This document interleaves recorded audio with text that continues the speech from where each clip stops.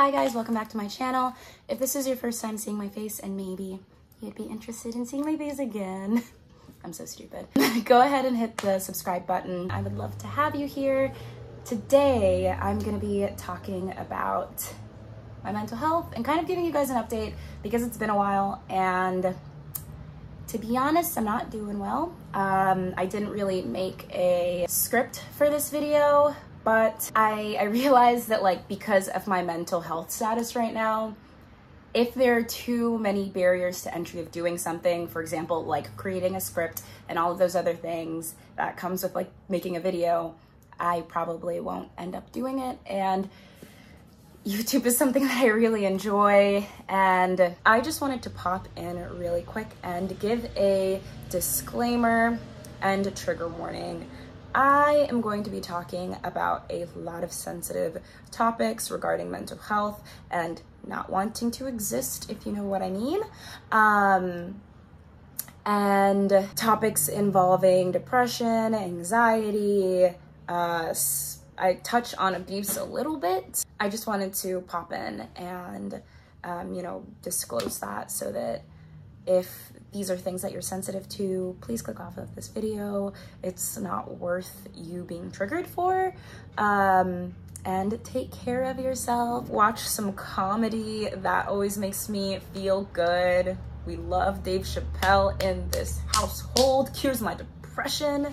But yeah, enjoy the rest of the video if you are deciding to move forward. I just wanted to put that disclaimer right here, since I'm not going to be doing any intense editing for this, so there's not going to be like a word thing. But yeah, thank you so much. I stopped taking my medications for 2 weeks, and that's not really related. Well, actually it kind of is, but not really to the whole purpose of this video.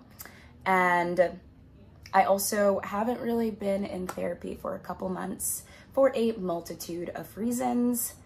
And all around, your girl is not doing well. And I feel like it's really important for me to let you guys know and to be open about this aspect of my journey, because I've been so open about the positive sides, and I wish that everything could be like rainbows and butterflies, but it's not, and things are hard, especially because I know that a lot of people you know, go to YouTube for a lot of anything that they're going through.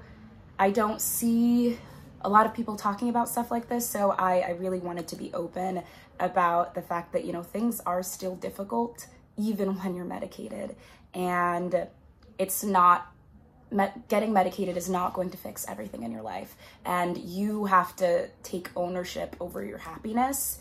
And that's something that it's kind of a hard pill to swallow. Like you really want to, you know, believe that if you make the decision to be happy, then you can be happy, but happiness isn't a destination. It's little choices that you make every single day that contribute to your happiness. And it really is just like a lifelong journey, and you have to keep working at it. There's nothing else in this world that we expect to, you know, just get without trying. So why do we expect to be happy without trying to be happy and making conscious decisions to, you know, put yourself in positions that make you happy? But that was kind of off topic. I'm gonna start with just giving you guys an update on my mental health. So, you know, in Avatar where like literally nothing happens and Katara is like, my mom died, and then like everyone made a meme out of it. Well, yeah, my dad died, and it really fucking sucked, and I did not give myself enough time. I spat just now. Oh my god, I'm salivating. Y'all are hot. Y'all are making me salivate. Okay, sorry. But yeah, that was really hard, and I did not give myself enough time to cope and to grieve. And I cried a lot. I'm a crier, but like there is a lot there with my relationship with my dad, and I just have not given myself time, and I'm still not giving myself time to like process all of that. And I also haven't been in therapy for like a multitude of reasons. I haven't been able to find someone, and I have been like super busy and all of these different things. And also like I'm in the process of changing jobs right now. So my insurance is kind of up in the air and all of these things, but I haven't really like given myself space to really deal with that. And mainly it's because like the result is crippling and I wish that was a joke. But all of that to say, I did not have space, or I did not hold space for myself to cope with such a large loss. And all of my coping mechanisms kind of backfired. So right around the same time that my dad passed away, I moved in with my boyfriend and his family, who are absolutely amazing. The only issue is one of my coping mechanisms is kind of like over planning and over controlling and like creating ridiculous amounts of structure for myself. And I was not able to do that. So instead, I threw myself into my work, which was great for a while. It worked for a while. The only thing is from where I'm living now, I had to drive all the way to Beverly Hills, which is 2 hours away. Like, with traffic, by the way, LA traffic. But I had to drive 2 hours away, and the work was okay. I felt like proud of myself for getting the job. So I was kind of like on this high. And then everything changed when the PI, background. So I work in research. PI is the principal investigator. So pretty much like the big head honcho. So the PI for the lab that I was working in wasn't really there for the first 3 months that I was working there. So the first 3 months were okay.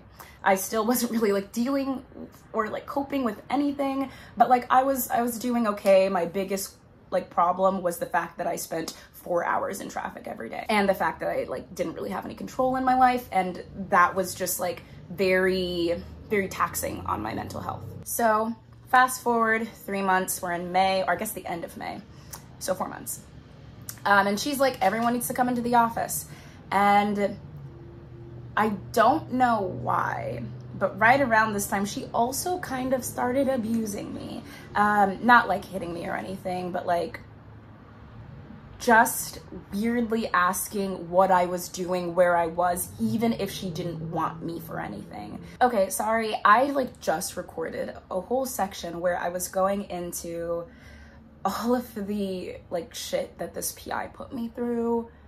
And I'm just gonna like summarize it real quick because like I'm gonna get frustrated talking about it. I already know. So she was just really abusive, and she made work, which was my escape at the time, really difficult, and she made it difficult for me to even do my job. And then she ridiculed me for not doing my job. And this pretty much went on for 2 months. I reported her, and then she decided that she would just not talk to me anymore. Yeah, it was just a really abusive and triggering situation for me, because the way that she would talk to me brought up a lot of things from my childhood, and yeah, it was not good. And she actually like made me cry, which in front of other people, I do not cry a lot. I cry a lot when I'm alone. She pretty much just made all of the things that I was already experiencing like 10 times worse, and really pushed me back to the place, almost the exact same place that I was at last year when I initially decided to get help, which you can imagine was really difficult. Mind you, I was still taking my meds. I had stopped going to therapy, but it actually got to the point where like she was so terrible that I like pretty much right after I reported her to HR, I had to go see a therapist because she had convinced me that I was like broken and stupid, and like I was like, maybe there's actually something wrong with me. Like is there something wrong with my brain? Yeah, it was just really, really bad. And so I started seeing someone again, I had gotten diagnosed with ADHD, and things kind of like started getting better around there because I knew that it was just the way that my brain was wired. Which I kind of already knew, but again, whatever. And I started taking medications for ADHD because, again, like my depression and anxiety were getting like so high, and it was making it hard for me to focus. And like, it was kind of like this cyclical thing where like I was just experiencing cascading failures. Like my depression was making it hard for me to focus, which was making it hard for me to get things done. So I was getting anxious about getting things done, and then I would just become paralyzed and more depressed, and I would get even more things not done. That's not even good grammar, but whatever, you know what I mean. And yeah, it was just really, really difficult. So I decided to start taking medications for ADHD and really start like focusing on my trauma and trying to put myself in a position where I can be able to confront people who contributed to some of my trauma, and also be able to forgive people who contributed to some of my trauma. And that was really freeing and great, and I loved that. And then something happened, and I decided that I was going to stop taking my meds for a week. That turned into 2 weeks. And that's pretty much where I'm at right now. But I'm back on my meds now. If you guys want, I can make a whole video about like that period of time that I was off my meds. But the whole point of this is to just communicate to you guys that like things are still difficult, life still happens, and it is really discouraging, you know, to be taking ownership of your happiness, doing the work to target trauma and identify triggers and all of that, and taking medications, and then just to be still feeling sad and hopeless and not really wanting to exist anymore. Even knowing that, even though this is really discouraging, I still stand by 1000% my decision to get medicated. I think even more so now that I've, you know, taken that 2-week break. Because 100% I wouldn't be here right now, if you get my drift. And I have so much more appreciation for life. Things are still really difficult with my dad, you know, having passed away, and trying to kind of create some form of closure for myself with that.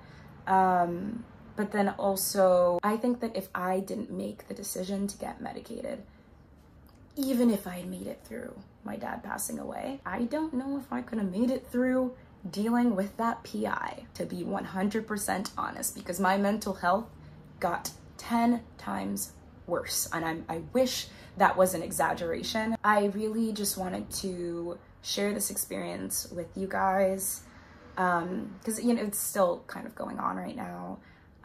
So thank you for listening. I really appreciate it.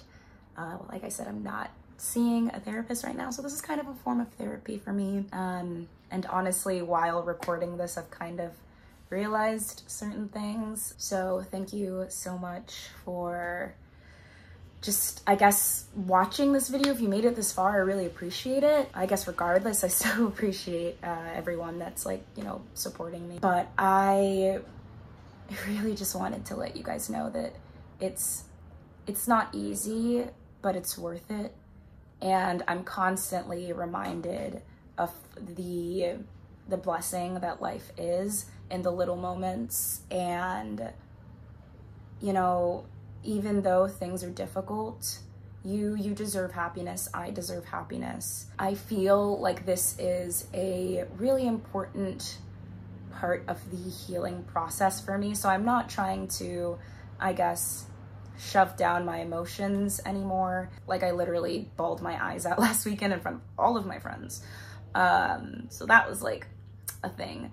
But I think it's important to allow yourself to be sad. Sadness is a normal emotion to feel, and crying is so important. Screaming is so important.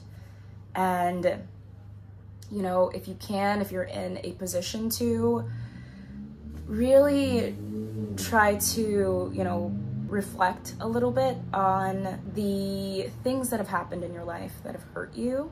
Be in your feels a little bit more, cry, journal, and know that your decision to take medications to help manage your anxiety and depression or whatever it is that you're going through is not the end all be all. It's a step. And there's still a long road of decisions that you need to make to contribute to your happiness. Like, for example, for me, I quit that job, 100% quit, found a better job where I am valued, and I made it 1000% clear what I was looking for in an employer. And I really just like took hold of my happiness, mainly because, like, as far as work goes, I could not afford to stay there because it was making me poor, even more depressed. And I could not afford like therapy anymore, like, but all in all, I really just wanted to sit down and kind of vent a little bit. I also really wanted to post something. Editing videos is kind of like Zen for me, so remember that you are so, so, so important. You are the most important person in your life, and you mean the world to so many people. You are filled with potential, and most of all, you deserve happiness. It is your birthright to be happy, but you have to work for it, unfortunately. I wish we didn't, but alas.